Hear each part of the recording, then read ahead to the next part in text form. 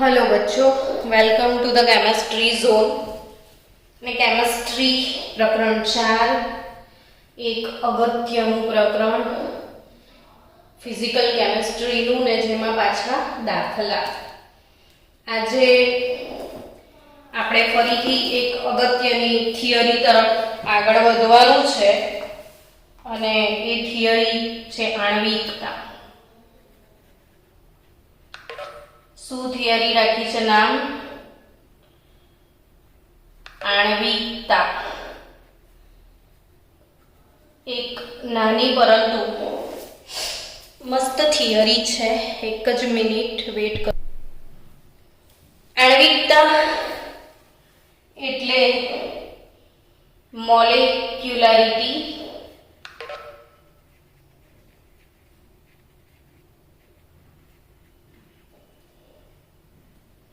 આણ્વિકતા means મોલેક્યુલારિટી. તો આણ્વિકતા અહીંથી પ્રશ્ન પૂછાય તમને, સારો એવો પ્રશ્ન પૂછી શકાય કે પ્રારંભિક પ્રક્રિયાની આણ્વિકતા ઉદાહરણ સહિત સમજાવો, આવો એક પ્રશ્ન આવી શકે છે. તો આણ્વિકતા એ શું એ સમજીએ. પહેલા એની વ્યાખ્યા સમજી લો કે કોઈ બી પ્રક્રિયક છે એ પ્રક્રિયકના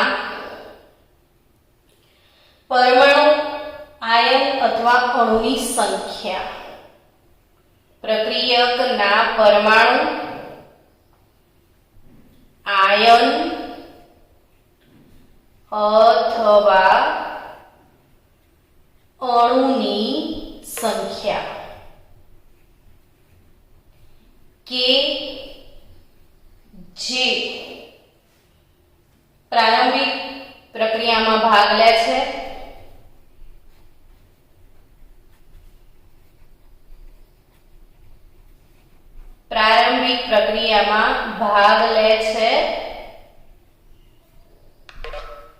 અને એક સાથે અથડામણ અનુભવે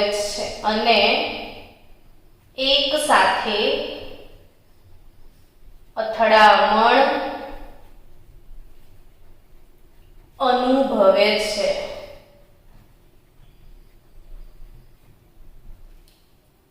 જેને પરિણામે પ્રક્રિયા પરિણમે છે, એક સાથે અથડામણ અનુભવે છે અને જેને પરિણામે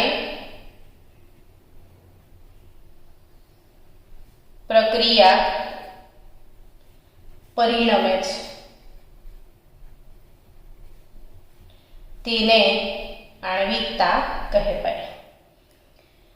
તો આ આણ્વિકતાને આપણે સમજીએ કે સિમ્પલ વાત છે કે કોઈ બી રાસાયણિક પ્રક્રિયા કેટલા અણુથી શરૂ થાય. જેમ કે હું એક નોર્મલ ઉદાહરણ આપું કે H2I2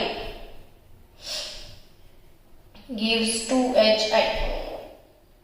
તો જ્યારે આ પ્રક્રિયા શરૂ થશે ત્યારે આપણે H2 નામના પ્રક્રિયકને એક ગોળા તરીકે કલ્પીએ, I2 નામના પ્રક્રિયકને એક ગોળા તરીકે કલ્પીએ અને આ બંને વચ્ચે જોરદાર અથડામણ થશે. આ હાઇડ્રોજનનો ગોળો, આ આયોડિનનો ગોળો ને બંને વચ્ચે જોરદાર અથડામણ થશે. તો અહીંથી H અને I એકબીજા સાથે જોડાશે આ રીતે અને ધીરે ધીરે પછી વચ્ચેથી છૂટું પડી જશે અને HI બની જશે. કહેવાનો મતલબ કે HI બનવાની જે ઘટના છે એમાં હાઇડ્રોજન નામના પ્રક્રિયકને એક સખત ગોળા તરીકે કલ્પના કરીએ, આયોડિન નામના પ્રક્રિયકની એક સખત ગોળા તરીકે કલ્પના કરીને આ બંને ગોળા જોરથી અથડાય ને પ્રક્રિયા પરિણમે. તો ટૂંકમાં આ પ્રક્રિયામાં કેટલા ગોળા એક સાથે અથડાયા? તો 2. એટલે આ પ્રક્રિયાની આણ્વિકતા 2. હવે તમને વ્યાખ્યા વધારે ક્લિયર થશે કે પ્રક્રિયકના પરમાણુઓ હોય તો પરમાણુ, આયનો હોય તો આયનો અથવા અહીંયા અણુઓ જ. તો એ અણુની સંખ્યા કે જે પ્રારંભિક પ્રક્રિયામાં ભાગ લે છે. અહીંયા એક સાથે અથડામણ કોણ અનુભવે છે? તો H2 નો અણુ અને I2 નો અણુ. એટલે આ પ્રક્રિયાની આણ્વિકતા જે છે એને 2 કહેવાય. તો પ્રક્રિયાની આણ્વિકતા એટલે પ્રક્રિયા જેટલા અણુઓના અથડાવાથી શરૂ થાય એને આણ્વિકતા કહેવાય. તો એના આપણે પ્રકાર સમજીએ. પહેલો પ્રકાર છે એક આણ્વીય પ્રક્રિયા. તો આ એક આણ્વીય પ્રક્રિયા શું હોય? તો કે પ્રક્રિયામાં જો એક જ અણુ સંકળાયેલો હોય, પ્રક્રિયામાં જો એક જ અણુ સંકળાયેલો હોય, એટલે એક જ અણુથી પ્રક્રિયા થતી હોય તો એ એક આણ્વીય કહેવાય. એક જ અણુથી પ્રક્રિયા થતી હોય તો એક આણ્વીય. દાખલા તરીકે એમોનિયમ નાઇટ્રાઇટ લઈએ આપણે, NH4NO2. એનું વિઘટન થાય તો નાઇટ્રોજન ગેસ ને 2 મોલ પાણીનું નિર્માણ થાય. આ રાસાયણિક પ્રક્રિયા છે એમોનિયમ નાઇટ્રાઇટનું વિઘટન. એમોનિયમ નાઇટ્રાઇટનું વિઘટન. તો અહીંયા લિટરલી એક જ અણુથી પ્રક્રિયા શરૂ થશે. એટલે પ્રક્રિયામાં એક જ અણુના અથડાવાથી પ્રક્રિયા પરિણમશે. આ જ અણુ આનું નિર્માણ કરશે. એટલે આ એક આણ્વીય પ્રક્રિયા કહેવાય. તો દ્વિઆણ્વીય પ્રક્રિયા બહુ જ સહેલો ટોપિક જેને કહેવાય, બહુ જ સહેલો ટોપિક. હું જે મોસ્ટ આઈએમપી ટોપિક ચલાવવાની હતી એ હું કાલે લઈશ, કારણ કે વચ્ચે આ આવે છે. હજી આના દાખલા પણ આવશે એટલે કદાચ પરમ દિવસ પણ થઈ જાય. તો એક આણ્વીય પ્રક્રિયા, દ્વિઆણ્વીય પ્રક્રિયા. તો દ્વિઆણ્વીય પ્રક્રિયા કોને કહીશું? તો કે હવે તમને વ્યાખ્યા જાતે આવડી જ ગઈ હશે. મારા બોલતા પહેલા તમે બોલી જશો કે પ્રક્રિયામાં જો 2 અણુ સંકળાયેલો હોય અને તમને મનમાં ઇમોશન બી જાગ્યા હશે કે આ શું રહ્યું મેડમ, H2 2HI નું 2 આણ્વીય પ્રક્રિયા હોય તો 2 અણુથી શરૂ થાય. ચાલો હું એને ઊંધી લખું અહીંયા. 2HI gives H2 plus I2. તો આમાં બી બાળકો HI ને આપણે સખત ગોળા તરીકે કલ્પીએ. HI નો બીજો અણુ સખત ગોળો છે. આ બંને જોરદાર અથડાય તો H2 ને I2 છૂટા પડી જશે. આની ઊંધી પ્રક્રિયા મેં લખીએ બી દ્વિઆણ્વીય જ છે. એટલે અહીંયા HI નો એક અણુ HI ના બીજા અણુ સાથે અથડાય. 2 અણુ એક સાથે અથડામણ અનુભવશે અને પ્રક્રિયા શરૂ થશે. તો આ દ્વિઆણ્વીય પ્રક્રિયા કહેવાય. એટલે હવે હું બોલું કે ત્રિઆણ્વીય પ્રક્રિયા એ પહેલા તમે વ્યાખ્યા લખી જ દેવાના છો. મને વિશ્વાસ છે કે ત્રિઆણ્વીય પ્રક્રિયા એટલે શું વ્યાખ્યા લખશો કે પ્રક્રિયામાં જો 3 અણુ સંકળાયેલા હોય તો એ કેવી પ્રક્રિયા તમે કહેશો? એને ત્રિઆણ્વીય પ્રક્રિયા. તો એનું ઉદાહરણ છે 2NO plus O2. 2NO plus O2, 2NO2. 2NO plus O2, 2NO2. 2NO plus O2 ના લઈએ અને Cl2 લઈએ તો બી થાય 2NOCl. I think you can understand here કે 2 અણુ આ ને 1 અણુ આ. અહીંયા પણ 2 અણુ આ ને 1 અણુ આ. 3 અણુના અથડામણની પ્રક્રિયા થાય એટલે ત્રિઆણ્વીય પ્રક્રિયા થઈ. તો આઈ થિંક પ્રક્રિયાની આણ્વિકતા અને એના પ્રકાર ઉદાહરણ સહિત સમજાવો. આપણે વિશ કરવું જોઈએ ભગવાનને કે ભગવાન આ પ્રશ્ન પૂછજે, બહુ સારો છે. એટલે અંદરથી જ ઈચ્છા થાય કે ભગવાન યાદ રાખજો, મસ્ત પ્રશ્ન છે, પૂછજો તમે પરીક્ષામાં. સરસ ક્વેશ્ચન છે, કદાચ લાસ્ટ યર હતો. આણ્વિકતા એટલે મોલેક્યુલારિટી. કોઈ પણ પ્રારંભિક પ્રક્રિયા જે છે એ જેટલા અણુઓના અથડાવાથી પરિણમતી હોય એ અણુઓની સંખ્યાને આપણે આણ્વિકતા કહેતા હોઈએ છીએ. અને આ આણ્વિકતા 3 પ્રકારની છે: એક આણ્વીય પ્રક્રિયા, દ્વિઆણ્વીય પ્રક્રિયા, ત્રિઆણ્વીય પ્રક્રિયા. એક આણ્વીય એ છે કે જેમાં એક જ અણુ સંકળાયેલો હોય. જો 2 અણુ સંકળાયેલા હોય તો દ્વિઆણ્વીય પ્રક્રિયા થશે. અને જો પ્રક્રિયાની શરૂઆત 3 અણુથી થશે તો એ ત્રિઆણ્વીય પ્રક્રિયા થશે. હવે બીજી વાત, ધારો કે હું તમને એવી કોઈ પ્રક્રિયા આપી દઉં કે એ પ્રક્રિયાની આણ્વિકતા કેટલી એવો હું તમને પ્રશ્ન પૂછું તો એનો જવાબ તમે શું આપો છો એ જોઈએ. કે ઘણી વખત એવું બને કે આ જે મેં તમને જે પ્રક્રિયાઓ શીખવાડી ને એ તો સાવ નાની ક્યુટ રાસાયણિક પ્રક્રિયાઓ હતી. કોઈ બહુ મોટી જટિલ રાસાયણિક પ્રક્રિયા નહોતી.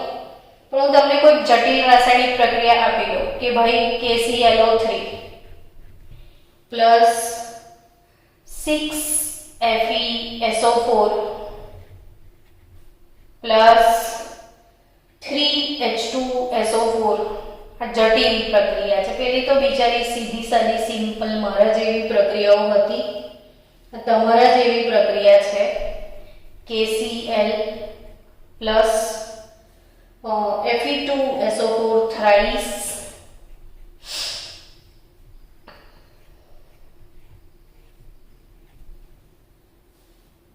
Plus 3H2O. હવે આવી કોઈ રાસાયણિક પ્રક્રિયા આપે, આને જટિલ અથવા સંકીર્ણ કોમ્પ્લેક્સ રાસાયણિક પ્રક્રિયા કહેવાય. હવે આ પ્રક્રિયામાં કોઈ એને પૂછે કે આની આણ્વિકતા બતાવો એટલે આપણા મનમાં ઇમોશન જાગે. એક અણુ ને એની જોડે 6 અણુ આ અથડાશે ને પછી એની જોડે 3 અણુ આવડે અથડાશે એટલે 6 અણુ 3 અણુ 9 અણુ ને આ 1 10 એટલે આણ્વિકતા કેટલી આપણે કહીશું 10. તો એ હળહળતું ઝેર કહેવાય. આવું ના બોલાય. કેમ? તો અગત્યની નોંધ તરફ આગળ વધો, જે નોટ ડાઉન કરજો કે એવી કોઈ રાસાયણિક પ્રક્રિયા નોંધાઈ નથી કે જેમાં 3 થી વધુ અણુઓ એક સાથે અથડાય. તો નોંધ યાદ રાખજો કે 3 કરતા વધુ અણુઓ એકબીજા સાથે અથડાય ને રાસાયણિક પ્રક્રિયા પરિણમે તેવી શક્યતાઓ ઓછી છે. એટલે શું યાદ રાખવાનું? નોંધ કેમ કીધું કે આપણે અહીંયા ભૂલો કરી જ નાખીશું એટલે ભૂલ ના થાય એટલા માટે આપણે એને સમય આપ્યો કે આણ્વિકતા સંકીર્ણ ને જટિલ રાસાયણિક પ્રક્રિયાઓ માટે આણ્વિકતા શબ્દનું કોઈ મહત્વ જ નથી. એટલે નોંધ તરીકે યાદ રાખજો કે આણ્વિકતા ફક્ત પ્રારંભિક પ્રક્રિયાઓ માટે જ છે, જટિલ પ્રક્રિયાઓ માટે નથી. એટલે 3 કરતા વધુ અણુઓ એકબીજા સાથે અથડાય અને રાસાયણિક પ્રક્રિયા પરિણમે એવી શક્યતાઓ બહુ જ ઓછી છે. એટલે પ્રક્રિયાની આણ્વિકતા ફક્ત પ્રારંભિક પ્રક્રિયા માટે હોય, બીજા માટે ના હોય. બીજી એક અગત્યની નોંધ છે, આ નોંધ નંબર 1 ને અહીંયા નોંધ નંબર 2 યાદ રાખજો કે દ્વિઆણ્વીય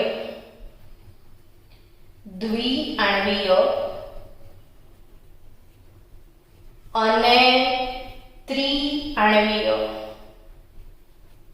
દ્વિઆણ્વીય અને ત્રિઆણ્વીય પ્રારંભિક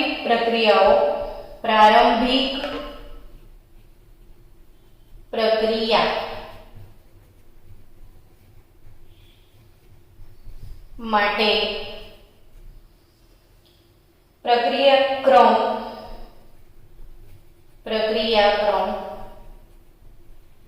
તથા આણ્વિકતા બંને સમાન હશે.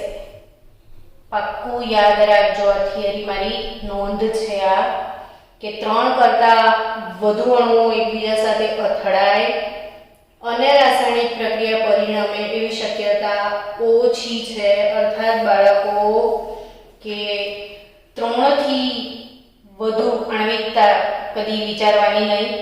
અને બીજું કે દ્વિઆણ્વીય અને ત્રિઆણ્વીય પ્રારંભિક પ્રક્રિયાઓ માટે આણ્વિકતા અને પ્રક્રિયાનો ક્રમ બંને સમાન હોઈ શકે છે. તો આપણે પ્રક્રિયા અને આણ્વિકતાનો ક્રમ સમાન હોઈ શકે એવા 2 ઉદાહરણ આપી દઉં કે ધારો કે H2 plus I2 gives 2HI. અહીં સમાન હોઈ શકે, બધા માટે જરૂરી બી નથી. તો H2I2 આ પ્રક્રિયાની આણ્વિકતા શોધીએ તો આણ્વિકતા એક હાઇડ્રોજનનો અણુ, એક આયોડીનનો અણુ, 2 છે. અને આ જ રાસાયણિક પ્રક્રિયાની ડિસ્કશન કરીએ તો આ પ્રક્રિયાનો પ્રક્રિયા વેગ કે જે કુશળ વૈજ્ઞાનિકોએ પ્રક્રિયાના અભ્યાસના અંતે આપ્યો છે એ આ વાળો જ છે, સેમ ટુ સેમ આવો કે પ્રક્રિયા વેગ બરાબર a કૌંસમાં H2 ની સાંદ્રતાની 1 ઘાત I2 ની સાંદ્રતાની 1 ઘાત. હવે આ પ્રક્રિયા ક્રમ શું હશે? તો કે મેં ભણાવ્યું ગઈકાલે કે આ જે સાંદ્રતા વાળો કૌંસ છે એની જે ઘાત છે એને આપણે પ્રક્રિયાનો ક્રમ કહીએ છીએ. તો H2 ના સંદર્ભમાં પ્રથમ ક્રમની પ્રક્રિયા, I2 ના સંદર્ભમાં પ્રથમ ક્રમની પ્રક્રિયા. તો આ પ્રક્રિયાનો પ્રક્રિયાક્રમ 1 + 1 2 જ છે. અર્થાત કે આ દ્વિઆણ્વીય પ્રક્રિયા છે એના માટે આણ્વિકતા અને પ્રક્રિયાનો ક્રમ બંને સમાન થઈ ચૂક્યા છે. એવું બીજું એક ઉદાહરણ આપું ત્રિઆણ્વીય પ્રક્રિયાનું.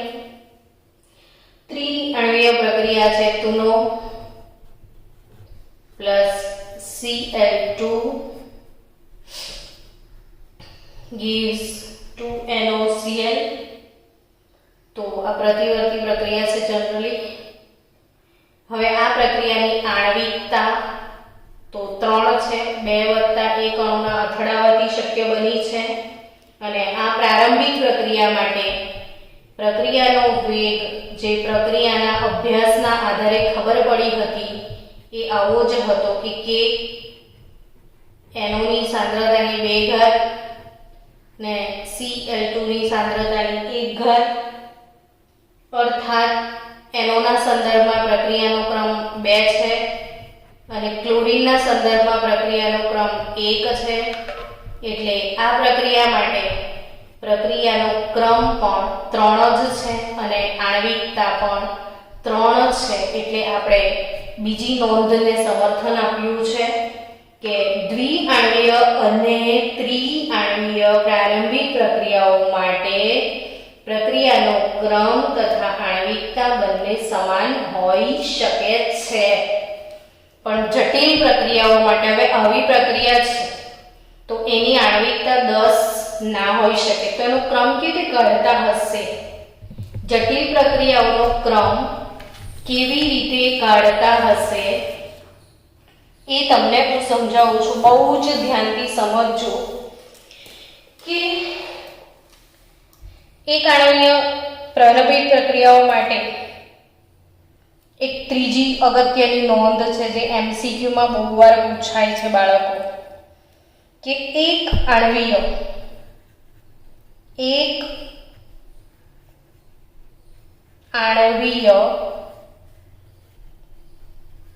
પ્રારંભિક પ્રક્રિયા હોય, એક આણ્વીય પ્રારંભિક પ્રક્રિયા તો એના માટે ઊંચા દબાણે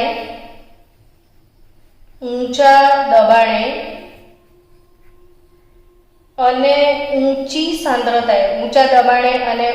સાંદ્રતાએ પ્રક્રિયાક્રમ એક હોય,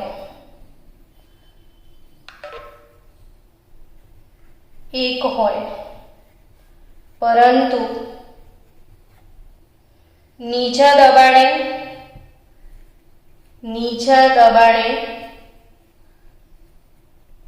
અને નીચા દબાણે અથવા નીચી સાંદ્રતાએ પ્રક્રિયા પ્રાથમિક પ્રકારની રહેતી નથી. પ્રક્રિયાક્રમ 2 થઈ જાય છે.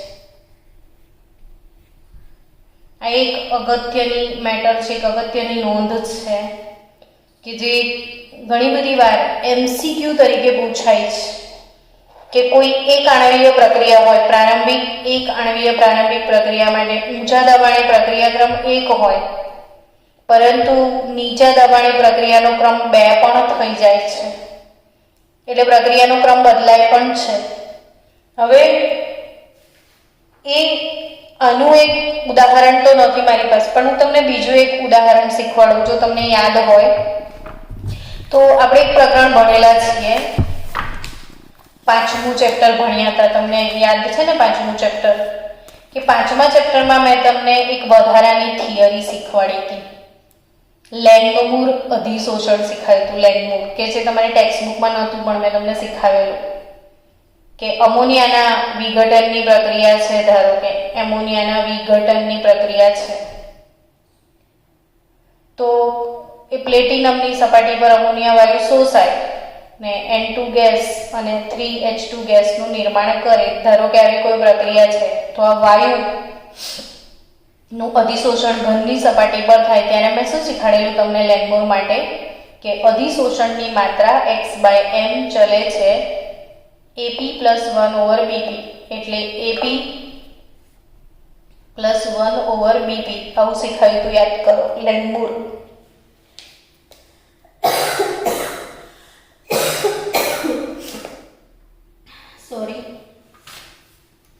લેંગમૂર અધિશોષણમાં મેં આવું શીખવાયું હતું તમને. ને પછી શીખાયેલું તમને કે x/m = AP 1/bp. તો એમાં મેં તમને 2 શક્યતાઓ શીખાઈ હતી કે ઊંચા દબાણે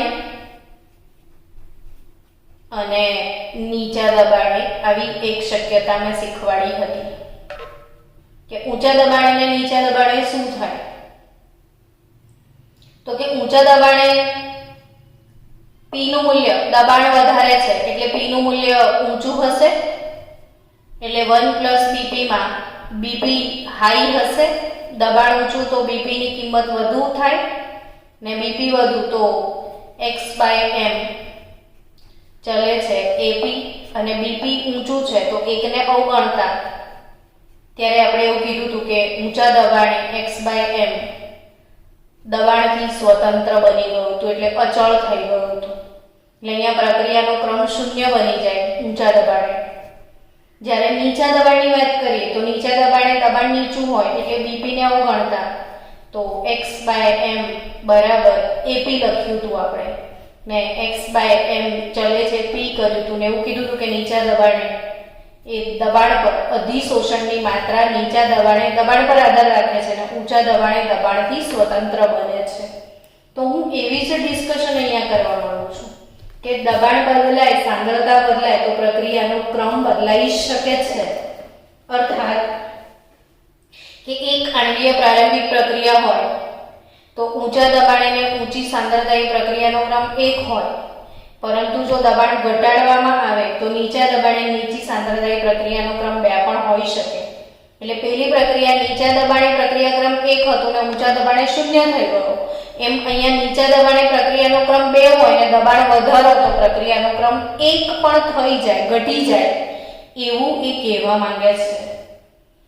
ચોથી નોંધ અગત્યની કે આ ચોથી નોંધ શું છે અહીંયા, તો કે હાઇડ્રોજન પેરોક્સાઇડના વિઘટનની પ્રક્રિયા H2O2 હાઇડ્રોજન પેરોક્સાઇડ એના વિઘટનની પ્રક્રિયા આપણે જોઈએ એ આલ્કલાઇન માધ્યમમાં I- ની હાજરીમાં થાય છે. આલ્કલાઇન એટલે બેઝિક માધ્યમમાં I- ની હાજરીમાં થાય છે અને એમાંથી 2H2O + O2 નું નિર્માણ થાય છે. હાઇડ્રોજન પેરોક્સાઇડના વિઘટનનું સમીકરણ યાદ રાખજો.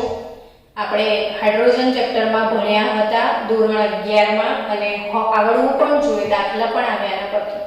તો હાઇડ્રોજન પેરોક્સાઇડ 2 મોલ હાઇડ્રોજન પેરોક્સાઇડનું વિઘટન થાય તો 2 મોલ પાણી અને ઓક્સિજન ગેસ રિલીઝ થાય છે. એટલે H2O2 ના વિઘટનથી આપણને ઓક્સિજન ગેસ મળતો હોય છે. તો આ સમીકરણ હવે કોઈ એમ પૂછે કે આ પ્રક્રિયાક્રમ શું હશે, આવો પ્રશ્ન પૂછાય એટલે તમે એવું કહેશો ઓ 2 અણુથી ચાલુ થયું છે ને તો 2, તો ના, એ રીતે પ્રક્રિયાનો ક્રમ નક્કી ના થાય. કોઈ પણ રાસાયણિક પ્રક્રિયાનો ક્રમ કેવી રીતે નક્કી થાય, તો એનો પ્રક્રિયાનો ક્રમ નક્કી કરવા માટે આ પ્રક્રિયાનો અભ્યાસ કરવો પડે અને આ પ્રક્રિયાના અભ્યાસને અંતે તેમાં સંકળાયેલી ક્રિયાવિધિ શોધવી પડે અને ખરેખર આ પ્રક્રિયા 2 તબક્કામાં થાય છે. ઉપરોક્ત રાસાયણિક પ્રક્રિયા 2 તબક્કામાં થાય છે. એમાંનો પહેલો તબક્કો કયો, તો કે તબક્કો 1 H2O2 + I- gives H2O + IO-. આ ધીમો તબક્કો છે ને આ જ રાસાયણિક પ્રક્રિયા બીજા તબક્કામાં એટલે પહેલા તબક્કામાં તમને એવું લાગે કે H2O2 ના 2 અણુ છે એટલે H2O2 નો એક અણુ H2O2 ના બીજા અણુ સાથે અથડાયો હશે અને આવું મળી ગયું હશે, તો ના. ભલે અહીંયા આણ્વિકતા 2 દેખાય છે, તો પણ આ પ્રક્રિયા 2 અણુના અથડાવાથી નથી થતી. યાદ રાખો આ પ્રક્રિયા ખરેખર કઈ રીતે થાય છે, તો H2O2 નો એક અણુ આના સાથે અથડાય છે, ઉદ્દીપક સાથે. એટલે H2O2 નો એક અણુ I- સાથે અથડાઈ અને H2O ને IO- નું નિર્માણ કરે, જે ધીમો તબક્કો છે. હવે બીજા તબક્કામાં આ જે મધ્યવર્તી નિપજ IO- એ IO- H2O2 ના બીજા અણુ સાથે અથડાય. 2 અણુ આ રીતે વપરાય છે. એક સાથે 2 અણુ વચ્ચે ધડાકાભેર એક્સિડન્ટ નથી થતો. અહીંયા H2O2 નો એક અણુ I- સાથે પ્રક્રિયા કરીને મધ્યવર્તી નિપજ IO- બનાવે, જે બીજા અણુ સાથે પ્રક્રિયા કરે H2O2 સાથે અને એમાંથી H2O I- ને O2 નું નિર્માણ થાય. આ ઝડપી તબક્કો છે. હવે તમે બંને તબક્કાનો સરવાળો કરો તો IO- ઉડી જશે ને ઓવરઓલ રાસાયણિક પ્રક્રિયા આ આવશે. તો આ જે કુશળ વૈજ્ઞાનિકો પ્રક્રિયાનો ક્રમ કેવી રીતે લાવતા હશે એ સમજાવું છું તમને. તો ખરેખર આ જે કોઈ બી રાસાયણિક પ્રક્રિયા છે એને જોઈને, એનો લુક જોઈને ના કહેવાય કે આનો ક્રમ 2 છે, એનો અભ્યાસ કરીને કહેવાય. અને એનો અભ્યાસ કરતા ખબર પડી કે આ રાસાયણિક પ્રક્રિયા 2 તબક્કામાં થાય છે. હવે 2 તબક્કામાં થાય તો વેગ કેવી લખાય, તો ફરીથી અગત્યની નોંધ કે જે ધીમો તબક્કો છે એ ધીમો તબક્કો વેગ નિર્ણાયક બને. કેમ? સમજો કે કાચબો છે અને સસલો છે. તો સસલા અને કાચબાની રેસ રાખવામાં આવી હતી. તો સસલો વહેલો પહોંચી ગયો ને ઝાડ નીચે જઈને ઊંઘી ગયો કે કાચબો તો ક્યારે આવી રહેશે. તો ભલે કાચબાને આવતા 2 દિવસ લાગે, પણ જ્યાં સુધી કાચબો ના પહોંચે ત્યાં સુધી પ્રક્રિયા પૂર્ણ થયેલી ડિક્લેર ના કરાય. એટલે આખી રાસાયણિક પ્રક્રિયામાં કાચબાને સસલાની રેસ રાખીએ તો સસલો તો 5 જ મિનિટમાં પહોંચી જશે. તો રેસ પતી ગઈ એવું કહેવાય? તો કે ના કહેવાય. ક્યારે પતે? જ્યારે કાચબો આવી રહે ત્યારે જ. અર્થાત કે કોઈ બી રાસાયણિક પ્રક્રિયામાં હવે 2 તબક્કા છે. આ તબક્કો ભલે ઝડપી હોય, પણ આ ધીમો તબક્કો છે. હવે વિચારો કે આ તબક્કો પતે નહીં ત્યાં સુધી આ તબક્કો થવાનો જ નથી ને. એટલે આખી રાસાયણિક પ્રક્રિયામાં વેગ નિર્ણાયક તબક્કો ધીમો તબક્કો બને. હવે આ જે ધીમો તબક્કો છે એ ધીમા તબક્કા પરથી પ્રક્રિયાનો વેગ નક્કી થાય. એટલે હવે મારે પ્રક્રિયા વેગ શું લખાય? તો કે પ્રક્રિયાનો વેગ કે કૌંસમાં H2O2 ની સાંદ્રતા અને I- ની સાંદ્રતા. સમજ્યા? ધીમો તબક્કો એ શું લખાશે? H2O2 ની સાંદ્રતા, I- ની સાંદ્રતા. હવે આના સંદર્ભમાં પ્રક્રિયાનો ક્રમ 1, આના સંદર્ભમાં પ્રક્રિયાનો ક્રમ 1, એટલે પ્રક્રિયાનો ક્રમ અહીંયા આ પ્રક્રિયા ક્રમ શું બનશે? તો કે 1 + 1 બરાબર 2. નહીં કે અહીંયા 2 જોઈને નક્કી થઈ જાય. એટલે કોઈ પણ સંકીર્ણ રાસાયણિક પ્રક્રિયાઓ હોય તો એમાં રહેલા તબક્કાઓ શોધવામાં આવે છે અને એ તબક્કામાં જે તબક્કો ધીમો હોય તે તબક્કો વેગ નિર્ણાયક તબક્કો બને છે. ધીમો તબક્કો શું બને છે? વેગ નિર્ણાયક તબક્કો બને છે. આપણે આ તબક્કા આની વધારે ડિટેલ સમજૂતી હું જ્યારે SN1 અને SN2 haloalkane haloarene chapter ભણાવીશ ને ત્યારે SN1 અને SN2 તમને ક્લિયર કટ સમજાવીશ. ત્યારે ખબર પડશે કે આ ધીમો તબક્કો એ વેગ નિર્ણાયક તબક્કો છે. હવે આ જે ધીમો તબક્કો છે વેગ નિર્ણાયક તબક્કો એ જ પ્રક્રિયાનો ક્રમ નક્કી કરશે. તો ખરેખર આ પ્રક્રિયા ક્રમ અને આણ્વિકતા આ બંને વચ્ચે શું તફાવત છે એ ક્લિયર હોવું જોઈએ કે પ્રક્રિયાનો ક્રમ અને પ્રક્રિયાની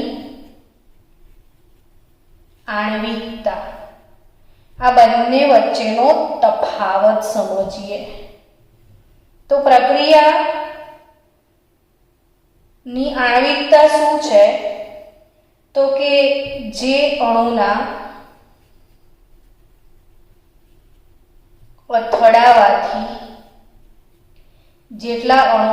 અથડાવાથી પ્રક્રિયા પરિણમે એને આપણે આણ્વિકતા કહીએ છીએ.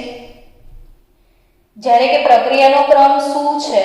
તો કે લાંબા ગાળાના અભ્યાસ પછી વિકલનીય વેગ સમીકરણ ની તારવણી કર્યા પછી જે મળે તેને પ્રક્રિયાનો ક્રમ કહેવાય. જેમ કે આ મુદ્દો છે તો હું ચર્ચા કરી લઉં. એક સરસ મજાની વાત કરી લઈએ આપણે અહીંયા કે H2 અને Br2 gives 2HBr. હવે તમે આ પ્રક્રિયા જુઓ ને બાળકો, તો આની આણ્વિકતા કોઈ તમને પૂછે તો તમે કહી દેશો કે આ 2 અણુના અથડાવાથી રાસાયણિક પ્રક્રિયા સંભવિત છે. એટલે આ પ્રક્રિયાની આણ્વિકતા 2 થશે.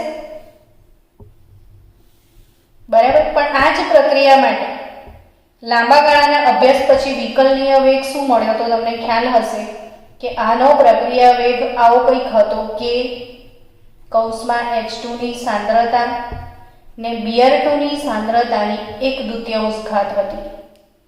હવે આના પરથી પ્રક્રિયાનો વેગ નક્કી થાય ક્રમ. તો H2 ના સંદર્ભમાં 1 ને બ્રોમિનના સંદર્ભમાં 0.5 એટલે ખરેખર આ પ્રક્રિયાનો જે ક્રમ છે એ 1 વત્તા 0.5 એટલે 1.5 છે અને આણ્વિકતા આ પ્રક્રિયા માટે 2 છે.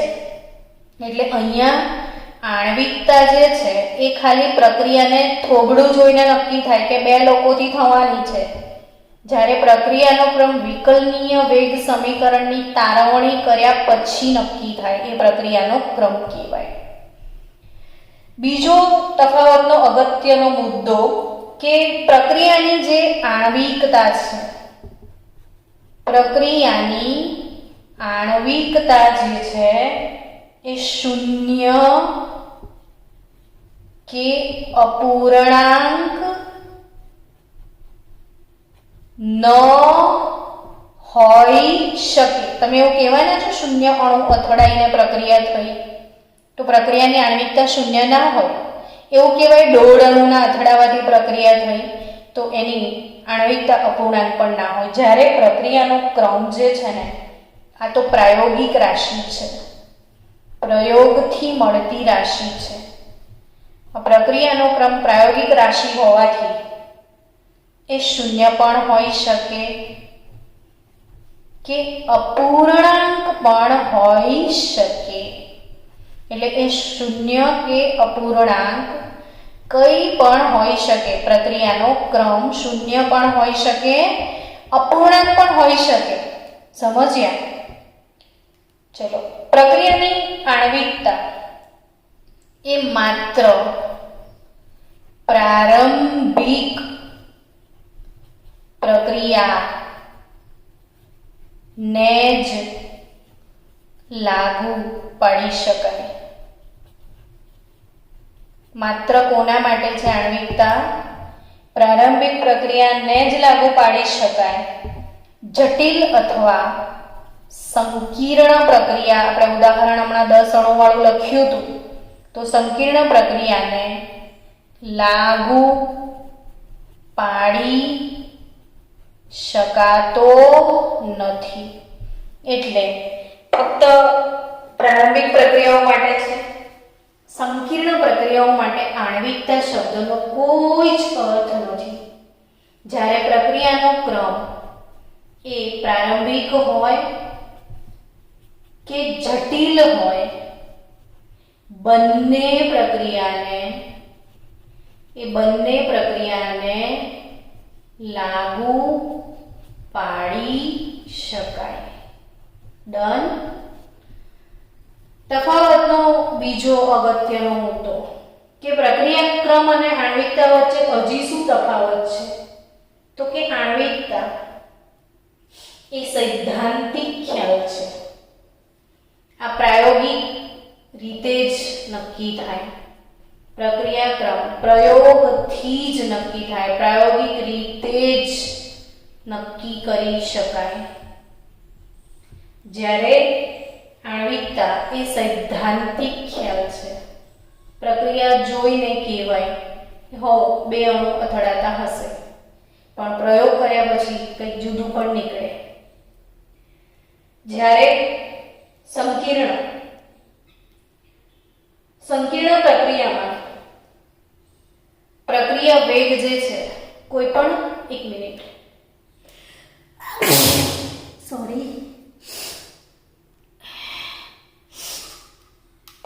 કોઈ પણ સંકીર્ણ પ્રક્રિયા છે એ સંકીર્ણ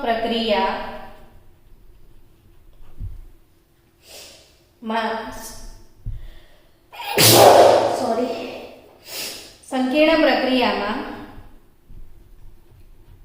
ધીમો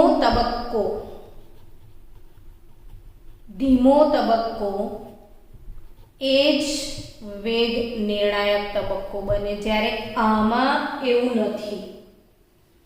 આમાં શું છે? ધીમા તબક્કાની, યાદ રાખજો, ધીમા તબક્કાની આણ્વિકતા ધીમા તબક્કાની આણ્વિકતા એ જ પ્રક્રિયાનો ક્રમ હોય છે. ધીમા તબક્કાની આણ્વિકતા એ જ પ્રક્રિયાનો ક્રમ હોય છે. હવે આ વાતને મારે સમજવી જોઈએ એવું મને લાગે છે. જો સમજો બાળકો કે કોઈ રાસાયણિક પ્રક્રિયા 2NO plus Cl2 gives 2NOCl આવું લખેલું છે. હવે મારે આનો પ્રક્રિયાનો વેગ લખવો છે તો કે NO ની સાંદ્રતા ને Cl2 ની સાંદ્રતા. હવે અહીંયા શું લખવાનું તો કે એ આપણને ખબર નથી. x અને y લખતા હતા આપણે, યાદ આવ્યું તમને? એટલે આ જે તત્વયોગમિતીય ગુણાંક છે એ આપણે ઘાતમાં ચડાવતા નથી. જો તમને આજનો લેક્ચર થોડોક અઘરો પણ લાગ્યો હોય ને તો ડઝન્ટ મેટર. કાલે આપણે દાખલા ગણવાના છીએ ને, એ દાખલાવાળો લેક્ચર અટેન્ડ કર્યા પછી આ લેક્ચર ફરી એકવાર જોઈ લેજો, બધા જ કન્સેપ્ટ ક્લિયર થઈ જશે. આ થોડો લેક્ચર એડવાન્સ છે એટલે આજનો લેક્ચર ધારો કે 70% સમજમાં આવ્યો તો એના પાછળના લેક્ચર તમે જેમ જેમ શીખતા જશો એમ એમ કન્સેપ્ટ એટલા સારા ક્લિયર થશે. પછી આ લેક્ચર ફરી એકવાર જોઈ લેવાનો એટલે કમ્પ્લીટલી 100% સમજમાં આવવાનો છે. તો કોઈ રાસાયણિક પ્રક્રિયાનો વેગ લખીએ ને આપણે, NO ની સાંદ્રતા, Cl2 ની સાંદ્રતા, તો તત્વયોગમિતીય ગુણાંકને આ ઘાત સાથે, ક્રમ સાથે કોઈ લેવા દેવા નથી. જેમ કે આપણા બ્રોમિનનું જુઓ, અહીં ભલે 1 છે પણ જ્યારે વિકલનીય વેગ સમીકરણની તારવણી કરી તો અહીંયા 1/2 આવ્યું. એટલે અહીંયા જે મોલ સંખ્યા હોય એને આમાં કોઈ લેવા દેવા નથી.